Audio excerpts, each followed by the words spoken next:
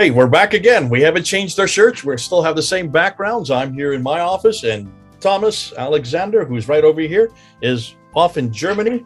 We're about 3,000 to 4,000 miles away, and yet here we are right next to each other. We could almost be shaking hands. That's the technology we use and have at our fingertips. And it's so good to be able to have this kind of technology. And it's so good that Thomas has agreed to come back again and unpack more of the German findings, more of the German school. What he wants to do now is he wants to take this book here. We talked about it in the last episode. We talked about Christoph Luxenberg and how that when he came out, this was his doctoral thesis. Am I correct, Thomas? No. This he did much later. He did much later. Okay. So this is the book he's best known for, and it's his work. And the great thing about it, it's all in English. It's all in English. This is one of the few German pieces of research that's in English, so all of you can buy it, get it, because it's going to be sold out soon. There won't be many copies left, and we want to make sure that as many people can get it, to read it, and then to discuss it, especially with Muslims. And if you are Muslim, you're watching this, you're not going to like too much of what Christoph Luxenberg found. But I'm not going to talk about it. I'm going to let Thomas talk about it, because Thomas knows about it a lot better than I do. He is from that school. He has been unpacking it. So Thomas, help us to unpack this book. And what is it that Christoph Luxenberg found that has been so damaging that he has been ostracized by scholars and certainly by Muslims? Yeah, thank you, Jay. Well, the topic for today is this book, in which he basically proved beyond any reasonable doubt that the Quran contains Aramaic words and sentences, and which make up actually large parts of the Quran as well. So it's not just here and there, it occurs everywhere. And that's really the revolutionary thing, because that allows us now to really see the Quran in a completely new light and unlock a lot of the secrets, which large parts of the Quran are not really understandable.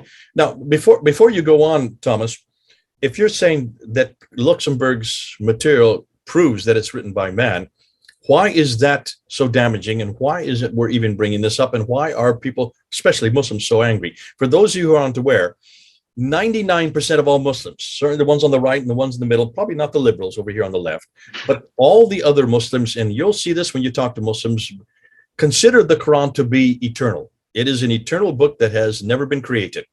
And you get that in chapter 85, verse 22. So the Quran makes that claim for itself.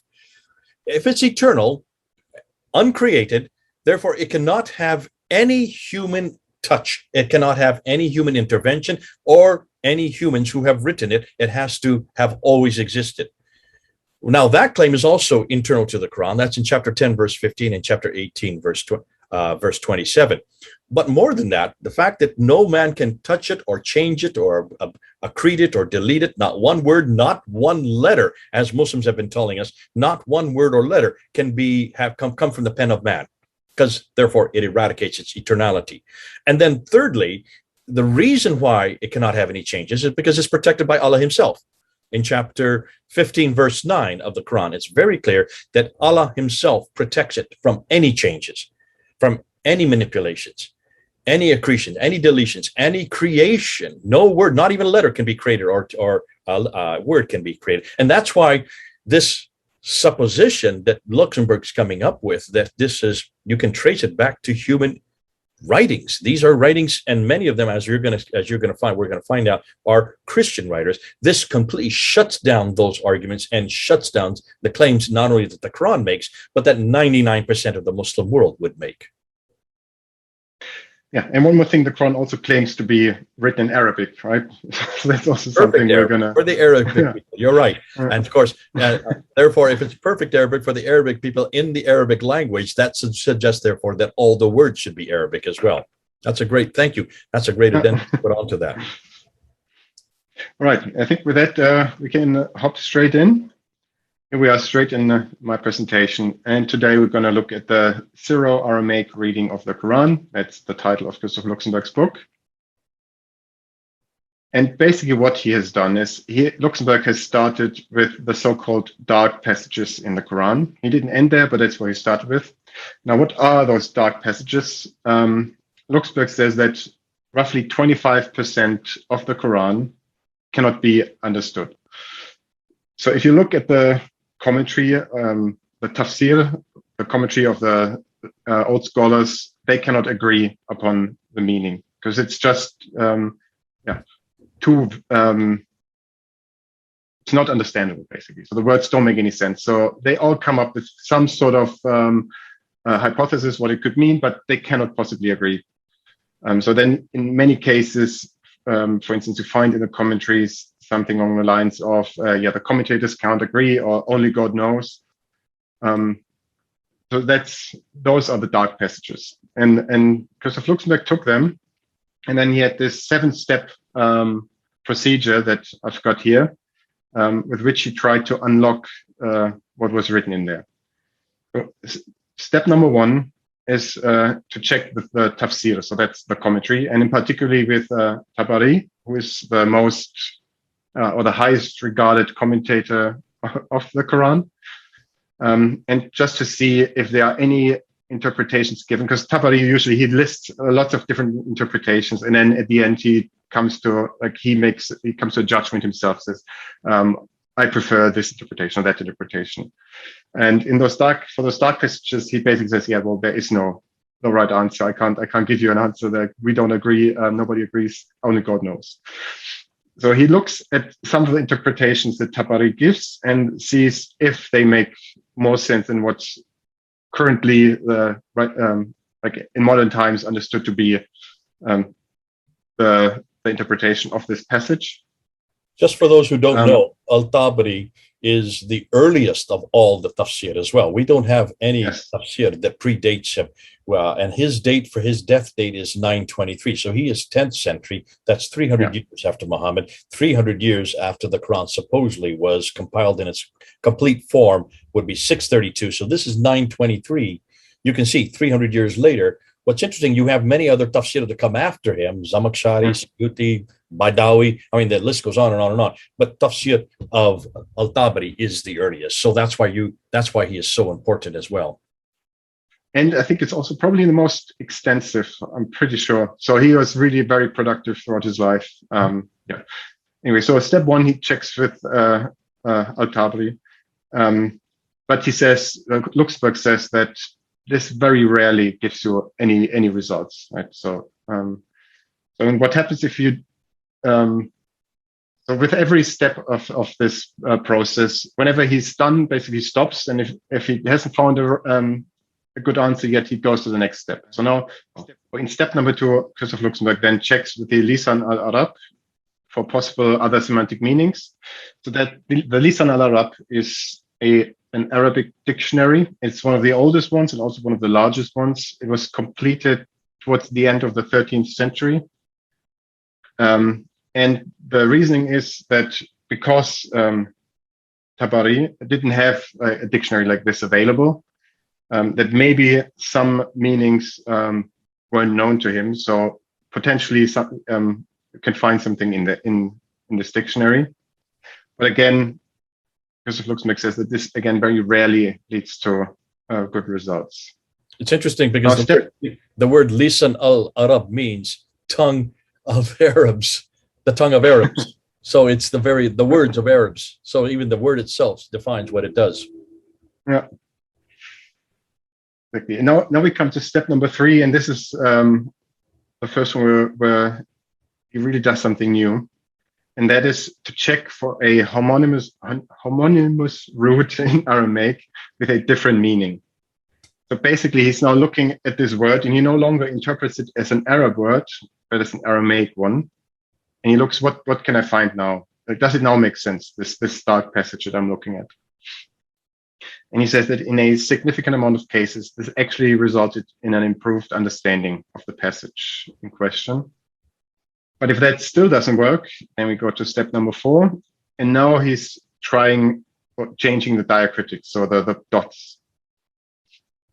So now again, now we're back to assuming it's an Arab word, but now we're trying different dots. And again, he says often this leads to better results. So that's what Günther Lühling did, right? So he changed the diacritics and he found better results than what's traditionally been handed down to us. Now, if that still doesn't lead to a good result, now we're back to assuming that it's an Aramaic word. Now, Christoph Luxenberg checks for an Aramaic meaning using the different diacritics that he tried in step number 4. And he says this leads to countless successful results. But sometimes it doesn't. Just so I'm hearing you Yes. right, just so people understand. So he takes the dots away from the Arabic and adds them at different places to see if he can get so that the context would change. And if it doesn't work in Arabic, then he does the same process to the Aramaic, which also has diacritics, takes the diacritic and puts in new ones in to find if he has that word will then fit in in another context. Yeah, okay. Exactly. That's what he's doing. Now, if that doesn't work, he goes on to step number 6. And here, it gets complicated because now he's trying to retranslate now the presumably Arabic word. So now he's back to assuming it's Arab. So he's trying to retranslate this presumably Arabic word back into Aramaic by inferring the semantics of the Syro-Aramaic word. So the way I understand this, and to be honest, I'm not even sure if I get this right. The way I understand this is he interprets this word to be Arabic, but a lost Arabic word, basically. So the meaning is no longer known. So now he tries to use the same systematic rules that can be used to translate between related languages. And Arabic and Aramaic are both Semitic languages. They're both related. So there's sort of some method behind it, or you can create a method to sort of translate back and forth without knowing without learning the vocabulary. You can sort of figure out, this methodology, and that's what he's using to sort of from this Arabic word, translating it back into an Aramaic word and looking like what's the meaning of this Aramaic word. And this is what he says is the most important, most extensive, and most difficult step of this whole process, but also often leads to good results when done right. And then number 7, if he still doesn't have anything, then he's looking into 10th century Syro-Aramaic lexicons. So these lexicons were originally created as a translation aid for Syrian translators, because what happened back then is that the Arabic language was pushed as the language of science throughout the Islamic world. And previously it used to be Syriac or Aramaic. And now all those old texts had to be translated to Arabic. So these translation aids were created, and some of them have survived. And you can find some good Arabic definitions for Syro-Aramaic words in there. And that's the last step in this process. And hopefully by now, we found our correct meaning. Wow. I mean, just look at 7 different categories. How many other people are doing this? How many people have even done 2 or 3 of these, to say nothing of 7 different ones? Now, let me ask you this. After going through this on all the dark passages, was he able to understand every one of the 25% of the Quran that is dark passages? Yes, basically he could really unlock the meaning of all those passages. Everything he looked at, he found something, and mostly Christian texts, actually. And it's all of those are in here? So this is, I think he later published more stuff, right? But here are a lot of examples, lots and lots of examples. So it is a very, very dense book, definitely. Okay, so is he still publishing so people can actually be able to compile all the 25% that are the dark passages? Can we do that? I'm not sure if he's still publishing, so I've found bits and pieces here and there. So he's, again, like in this context of the Inara people, they're often like, he publishes little papers where he talks about individual topics. I think that's still ongoing. But yeah, so I mean, the work isn't done yet. So he's opened the door, but now people have to go through it, basically. But by opening it, he already gave us really a lot. And today we're going to look at one example. It's just one example, but I hope it will give a good idea of how this works. All right. And the example we're looking at now is the example we're looking at now are the paradise virgins as they appear in the Quran, also known as the Huris. And here we're looking at a specific line which comes up twice in the Quran, once in Surah 44:55 and once in 52:20. And here I've written sort of the classic interpretation, the way Muslims today would read this verse, and then below it what Christoph Luxenberg said about it.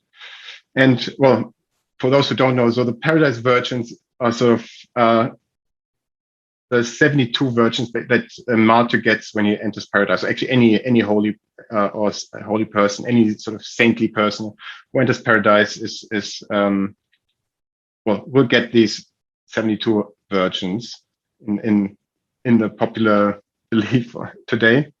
Isn't that what a shahid, if he blows himself up or kills himself or he dies in the cause of battle, chapter 47, verse 6, promises this, that in paradise, it doesn't say 72 virgins in the Quran, that comes from the traditions, but this is one of the things that would be that he would receive if he got to paradise. So that's what they believe, exactly. And it comes from this verse and other verses like this. And the classic interpretation of this verse would be, and we have married them with dark, white-eyed maidens. So they would be the sort of people who enter paradise, the men who enter paradise. So we have married them with dark, white-eyed maidens, sometimes also translated into we've paired them with dark, white-eyed maidens, something along those lines. And Christoph Luxenberg now went through this with this methodology we just looked at, and he came to a completely different understanding. He says it means we will make them comfortable under white crystalline grapes. So now the question is it 72 virgins or 72 grapes that await people, the men in paradise? The poor shahids. This is what's waiting for them, 72 grapes. Oh dear. Right. So now here's the traditional reasoning again. So what Muslims today would tell you is, well, huris, what the actual word in the Quran is hur'in. It literally means white eyes in Arabic. So hur is white, or whites, it's plural, and in is eyes. So it has a feminine ending. It is plural. It's white eyes. So now those huris or white eyes, they will be married with the blessed man, right? We've just seen that translation. So, and you can only marry humans. So that's an argument. Then the pronoun used is she, which in Arabic can only denote a person. But technically it's they, but it's a gender they. So I've put she in here because that's something like, because in English that they isn't gendered, right? Unlike in Arabic. And in Arabic, this pronoun can only be used to denote women or girls, but humans, basically. So it can't denote animals, can't denote objects. So it has to be a human. Then with other verses that call the huris virgins. So again, only humans can be virgins. Therefore, it has to be humans the Quran talks about, so women in that case. But then wait, why call them white eyes? Like, why doesn't it just say virgins, right, or women? Well, the classic interpretation would be the white eyes. This line supposed to show how beautiful they are. And now you may ask, wait a second. If I just remember correctly, it was translated as dark-eyed virgins, right? I can go back real quick, right? And we've married them with dark, white-eyed males. So, but you're saying it's white eyes. So where does this dark come in? Well, reason is that white eyes never and nowhere have ever been used to denote beauty, right? It's only blindness, right? If you describe someone as white eyes, you're saying he's blind and not beautiful. So the way the classic interpretation goes is, well, the eyes are so large that you see a lot of white, which then underlines the dark irises. So therefore, it's white, dark-eyed maidens. And that's a sign of beauty, because large eyes are beautiful. But yeah, so nowhere in the original Arabic does it say dark. So it only says white. So these dark eyes are additioned by the interpreters. Now, what does Christoph Luxenberg say to all of this? He says that huris or hurin means crystalline grapes when read in Aramaic. And here I have to go into a bit more detail. So he says the traditional readers of the Quran, they've got it right with regards to hur, so that indeed means white. But in Aramaic, white can also refer to a grape, especially when we're talking about paradise, where everything is pristine and uncontaminated and clean and perfect in every way. So that's why when talking about paradise, you would likely use the word white to denote grapes, because those are special grapes in paradise. But even in regular parlance, so that you can use white in Aramaic for grapes. It's just not very common. But the Quran itself, for example, describes the wine in paradise as white, again, because everything will be clean and clear and perfect. And the in Aramaic means crystalline or crystal-like or crystal. So we have crystalline whites, which with whites meaning grapes or crystalline grapes. So that's argument number one. Then next one, he says, without diacritics, the Arabic letters for R and Z are the same. Right? So you can see it, I've got it on the screen. See that the Z has this one dot on top of it, whereas the R doesn't have it. But other than that, those are identical. Now, if we read in this sentence, if we read an R instead of a Z, it results in let them rest instead of let them be married. So, and now you can also see how different parts of his method sort of apply. So the first one, he looks at the Aramaic meaning. In the second case, he's changing diacritics. So this is a methodology at work. Also, then he also goes a lot into grammar, which I'm only going to touch here because I think that would go too far. But he really, so Luxemburg in this example, he goes through letter by letter by letter, word by word. He looks at the grammar, at everything. So we'll only touch the surface here. But regarding grammar, he says the word be in Arabic means with, so it's married with, but in Aramaic it's under or among, so let them rest among or under the grapes. Then he says the pronoun she can refer to animals or objects in Aramaic, and indeed in the Quran itself, because in the Quran there is a passage where it talks about the Pharaoh's cows, and those are called she or addressed as she, right? So the Quran itself doesn't know this rule that she can only apply to a human. And so he says, so that's why this is a non-argument, basically. So here the grammatical gender of the grapes is female, so the she fits here. Now, the word interpreted as virgin, if you look it up, simply means first. And it's often used to denote the first fruits. And the first fruits obviously was a very important concept back in those days, going all the way back into pagan times, and the first fruits would be sacrificed to the gods, but also in any agricultural society, really. And indeed, if you look at the dictionary and you look at the various meanings of this word, so it means first, that's the main definition, and the second one would be the firstborn. The third one would be the first fruits, and only then comes virgins. So actually the virgin translation or interpretation is rarer than first fruits.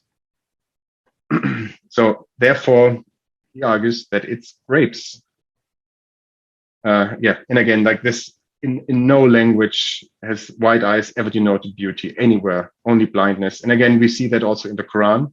In Surah 12:84, Jacob's eyes turn white for all of his crying. That means he turns blind and not beautiful.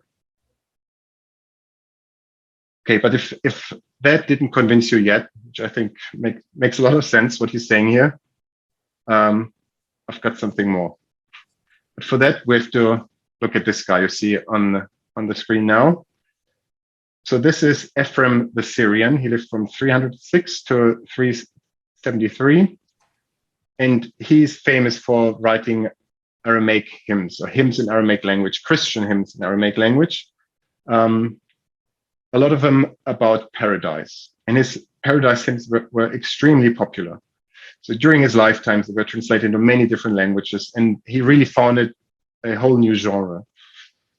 So people across the Mediterranean, they loved his work, and there were countless of translations and versions and variants of his paradise hymns. And indeed, we see that the Quran is clearly inspired by his writings when describing paradise. There are many, many parallels. So now, Ephraim doesn't use the word huris for grapes, but he does talk a lot about grapes, because in the ancient traditions, grapes were important for any garden, really, but particularly for paradise. So when you would describe a garden, even one on earth, like grapes would be the most important thing. You wanted to have grapes and large grapes, lots of grapes, because that was a sign for a nice garden. And that's doubly important in paradise. So the grapes were the prototypical fruit of paradise, if you will. And indeed, the Quran describes huris like pearls still in their shell. That's an image the Quran is using, and this is taken straight out of Saint Ephraim. When he describes grapes in paradise, he says they are like pearls still in their shells. And again, this makes sense for grapes, because as we just said, right, in paradise, everything is pristine, is clear, is untainted. There are no scratches, no markings of any kind, no contaminations, perfect, just like pearls still in their shells. Whereas virgins, you wouldn't compare them to pearls in their shells. That really doesn't make a lot of sense. But now we know where it comes from, because again, verbatim taken from Saint Ephraim. And I think this pretty much settles the question of what the huris are. So they are indeed grapes who await the martyrs in paradise. Oh. All right. So this was now one example, and as I said, I just scratched the surface. There are a lot more arguments that Luxenberg makes, particularly also grammatical ones, which I didn't go into very much. So he basically says that the Quranic interpretation, the classic interpretation, has some grammatical problems, whereas his Syriac reading doesn't. So that's just makes perfect sense. Yeah. So now that we've seen one example, Christoph Luxenberg obviously has did the same procedure for countless of passages in the Quran. And what happens when he does that is that a pattern emerges. So Christoph Luxenberg could show that many passages in the Quran were actually written in Aramaic. And it's not just individual words, but entire sentences sometimes. So for the first time, these dark passages of the Quran could now be understood. And that's, as we just said, a quarter of the Quran. Aramaic words were not just found in the dark passages, but he also found in passages that were so far identified as proper Arabic. So just like the one we just looked at with the huris. And often conjunctions, articles, and syntax can only be explained using Aramaic. He also found scribal errors that can only be explained by the original document being written in Aramaic script. So that's not necessarily in the Aramaic language, but in the Aramaic script, as opposed to the Arabic script. So, for example, in Aramaic, the letters for L and Ain are very similar looking, whereas in Arabic, they are very different. So when you find a word in the Quran now, where there's an L instead of an Ain, that really can't happen when you write this in Arabic to begin with. But it can happen if you initially write it in Aramaic and then only later transcribe it. Because if you write a little bit like sloppy, then the reader who's transcribing it and who might not be that familiar with the language, with the Aramaic language, could misinterpret it, and that's exactly what we see there. And I've come up with like an analogy to make this clearer. So in English or in the Latin script, let's say if you write on a piece of paper, if you write sloppily, then the letters for Q and G could be confused. Like they could look very similar. So for example, if I write be my guest, and I'm a bit sloppy, and somebody who reads it could read it as be my quest, which is like the opposite meaning, by just changing this one letter. But usually that doesn't happen, because people who read this, they are aware, right? Okay, they're aware of the context. They see, okay, this probably means be my guest, right? Like they have to, like, they see the shape, and in their brain immediately correct it. Now, what would happen now if we transcribe the same English phrase, let's say, into the Greek alphabet, where the letters look completely differently? So even if you could read it, like if you can read the Greek alphabet and you can read an English sentence in the Greek alphabet, your brain wouldn't correct the mistake there, because the letters now for G and Q would look completely differently. Yeah. Right. So now this mistake is fixed for all times, now that it's transcribed into a different script. And that's what we see in the Quran. And that only makes sense if it was initially written using the Aramaic script. So he also Christoph Luxenberg also finds that when we take this Aramaic into account, then the Quran can be fully understood as a Christian text. We find remnants of old Syrian liturgy. We find Christian descriptions of paradise. We've just seen a small part of an example here. We find quotations of scripture. We find hymns. We find Christological creeds, etc. And then he says that during the 9th century, the diacritics were added and the reading therefore fixed. And now that we move from this, what we call scriptio defectiva, into scriptio plena, or clear script. But that adding of those diacritics, that was an interpretive act by Muslim Arabs. Right? So they were no longer the same people who wrote the Quran. They were not Christians who understood the Quran in a Christian sense. They were now Muslims who interpreted it in a Muslim way and put the diacritics to match their interpretation. So one thing that we see when we look at those old manuscripts is that there are small discrepancies to what's in the Quran today. And typically that is explained by Muslim scholars with the oral tradition that comes before. So what they are saying is, well, there was a long-standing oral tradition before the Quran was first written down. People remembered every word of the Quran. So it wasn't really that big a problem that in the first manuscripts there are no diacritics, because the people remembered the correct words, and then later when the diacritics were added, they were added correctly based on this oral tradition. Now, what we find is that the discrepancies that we have, they cannot be explained by an oral tradition. They can, however, be explained by a misreading of the rasm, right? By putting the diacritics in different points to create different words. So this is something that Marcus Gross has looked at, and he gives one example where we have one rasm, so there's an Arabic word without diacritics, which in different traditions occurs once as yayas and once as yatebaya. So that's the same, basically, the same word, but with different dots, right? Once yayas, once yatabaya. And what he argues is that they sound completely different. So this is not something you would mishear or misremember, because they're just too different. This can only be explained by somebody coming to the text without previous knowledge and interpreting it by putting diacritics on there in a certain way. Because if he had misheard it, he wouldn't come to something that sounds so completely different. It would have sounded similar. And that's it for today. Well, thank you. That's an enormous chunk that you've bitten off there. Our good old friend Christoph Luxenberg that you have introduced us to. I think what I have really, and my takeaway from this is, there's a number of things that I just want to unpack and just see and see if I'm hearing you correctly.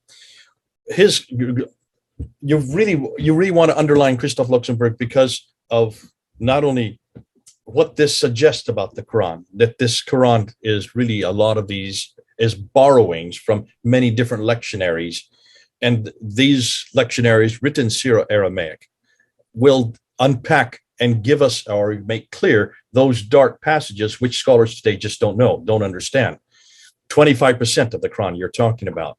what I thought was fascinating was the steps that he went to, the 7 different steps, starting with the tafsir, then going to the Arab lexicons, and then going to the Aramaic roots, and then from there moving into the diacritics and unpacking the diacritics of the Arabic, and then going to the diacritics of the Aramaic, and then going to retranslating it back into the Aramaic, followed by looking at the 10th century Syria-Aramaic lexicon.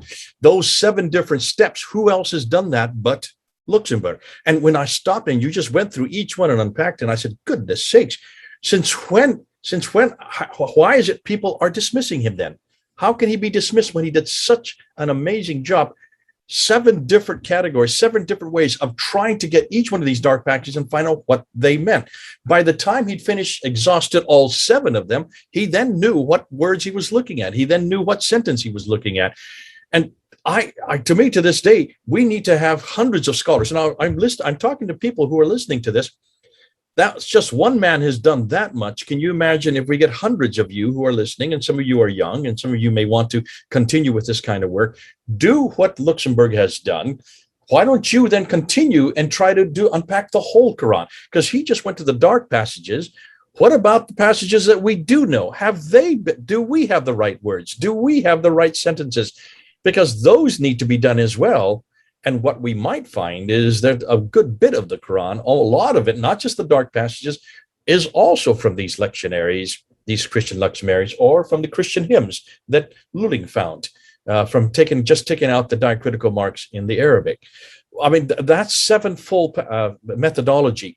Nobody really engaged with him at that. What you're telling me is they just dismissed him, either because he was upsetting the cart, what we call that, that he was upsetting the powers that be and upsetting the narrative that they're also used to, or out of fear of the repercussions of what might happen, not only to their jobs, but also to the Muslims who, as you well know, do not like their Quran critiqued. And it's fascinating. If you look and you start from this premise, then that would shut down any notion that this is an eternal word, that this is a word that is a book that is uncreated. What's fascinating also is that you talk about the 9th and 10th century diacriticals. I've always assumed the diacritics were finalized by the 8th century, but you're putting it back to another 1 to 2 centuries even later than that. And what you mean by that, it's not that they were not invented. They were not invented to that late. They were started. We do have, look like the Topkapi, this book right up here, the Topkapi has some diacritics in it from the mid-century, 749. So diacritics were being used, but what you're saying is they were not finalized, they were not canonized, they were not standardized until the 10th century. It was a long process. Basically. It's a long process. So they started in the 8th century. Yeah. And I've heard Muslim after Muslim saying, no, this happened almost immediately. It happened even before the time of Uthman's death. And that, to me, that I've never heard any scholar say that. So it's good to hear Luxemburg saying that. But let's get back to that last point, the oral tradition. That the oral tradition, Michael Gross confronts this, but I think that's a good way to end off on this. If the oral tradition were that good, then going back to what the traditions tell us, the narrative, the standard Islamic narrative tells us, why in the world did Abu Bakr in 632 to 634 had to have Zayd ibn Thabit write it down to begin with? Because remember, only 70 of those who had memorized it, that's oral tradition, were died in the Battle of Yamama.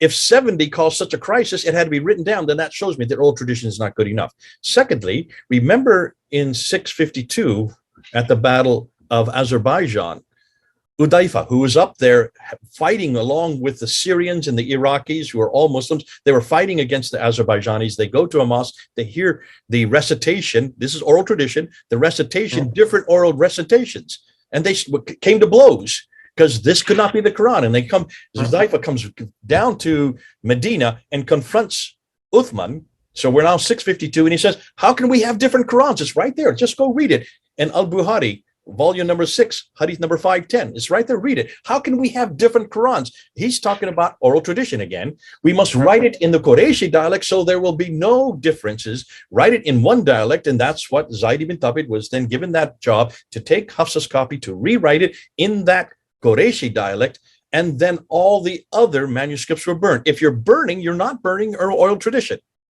You're burning text. that you have to burn. You don't burn people's tongues or you don't burn their lungs. You're burning a script. So that shuts down this notion that there was a problem, that there's oral tradition that could unify the text. So now that he sends this text to 5 different cities, Mecca, Medina. This is the standard tradition. The standard narrative I'm repeating to you. He sends it to 5 different cities, Mecca, Medina, Basra, Kufa, and way up in Syria, Damascus, which means there was no more script that would be any different. Now everything was the Qurayshi dialect. So where's the oral tradition there? Obviously, there is a problem because they couldn't read the script. As you and I well known, there's just there are too many different variations. So then they have to start adding the diacritical marks, and that's where these start to come into play. 736, the very first one, this one right here, Abu Amir. This is the earliest one I'm pointing to. That's 736. That is good, well into the 8th century. And then you get these two here, these two, the most important. So this is the Hafs, this is the Warsh, this is 796, this is 812. This is 144 years after Muhammad. So what's this got to do with oral tradition? The idea that these are so different, there are 5,000 differences just between these 2 books right here. These 2, the 2 most popular that are used today, suggests to me that they had nothing. They were not looking at any oral tradition. They were just putting dots where they wanted to, so it made sense. And there was nobody, when Ibn Mujahid actually chose the first 7, of which these 2 are not a part of, when he chose those first 7, did he ever look at any book? Did he ever use any oral tradition to decide which 7 he were to choose? And if there were 7 different names on 7 different choices, what does that tell me? That means that none of them agreed. Otherwise, there would just be 1. If there was an oral tradition, there would only be 1 that he would have not needed to choose 7. So can you see if this is just the idiocy of these excuses that we're getting? But Christoph Luxenberg, and I want to really end with what you've been coming up with in this episode. What he has done is even more devastating, because this is not the 8th and 9th and 10th century diacritical, the ahruf and qira'at problem. You're talking about actually the original text. You're talking about the original Quran. You're talking about the razm that is there before the diacritical marks got all the confusion. He's going back and wants to know where that razm comes from. And he's going back doing the 7 different processes to go back and see how is it we can actually interpret and understand these dark passages. The fact that he was able to do that with all the dark passages, that 25% that still today Muslim scholars can understand, we should be trumpeting it on all of our YouTube channels. Everybody needs to know this. All of the Quran can be understood if you just apply these 7 criteria that Luxemburg applied. So why are we doing that? And why is this not taught in every university? And why aren't Muslims finding the Quran? Go back to the original Quran. Go back to the archetype. Find me the archetype by using what Luxemburg did, because that archetype you could probably find if you just go to a lot of Christian monasteries and probably an awful lot of churches from the 5th and 6th century. These are really lectionaries, aren't they? These are well known to the Christian community, and in Arabic, finally put into Arabic, borrowed from the Syriac, put into Arabic, and that's where the problems began. Wow, I can just see the ramifications of that, Thomas. So this is going to run and run and run. Thanks so much for unpacking it. You've explained it so well. This is the best I've heard of any explanation of that book and about that problem. And I hope by getting this out there to as many people as possible, I hope all of you who are watching, if you have any questions, don't ask me, ask Thomas, and write them here in the comment section, because it's this kind of material that's going to shut down any notion that this book, the Quran, is from God, is eternal. This is not a book that is eternal. This is not a book that even comes from Muhammad. It doesn't even come from Uthman. It looks like it was a book created and borrowed from many different sources. Jewish apocryphal writings for many of the stories of the prophets, Christian sectarian writings for many of the stories concerning Jesus, Isa, and many lectionaries and hymns concerning about Christ. And what we're going to, I assume, what you would end with is an awful lot of this book is about Jesus, not about a man named Muhammad. Well done, well said. Whew, that's an awful lot to take under your belt. We're going to get a good bit of reaction to this. But thanks so much, Thomas. This is your 2nd episode, and already you're bringing out an enormous amount of material that we now have to digest and unpack and then use. Folks, do respond. Get back to us. Thomas will look at them, and he and I will decide which ones we want to unpack, which ones we want to answer. So do make sure that you get your voices out there. God bless you. Thanks so much, Thomas, there in Germany, me here in the United States. To all of you, over and out.